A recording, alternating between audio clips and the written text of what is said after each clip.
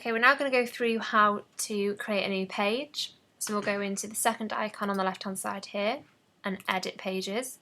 So for this example, we will want a new page to sit under the advanced area. So we go into here.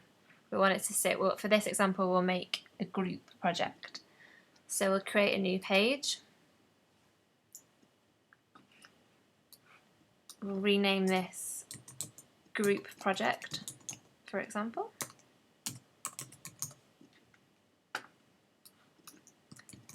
Your page title and the page name will always be the same thing.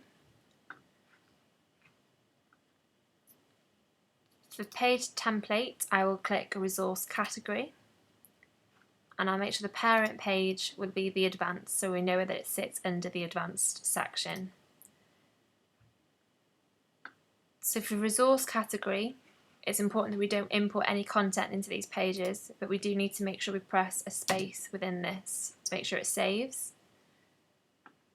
You then would press online, but for the purpose of this video, I'm not going to do so.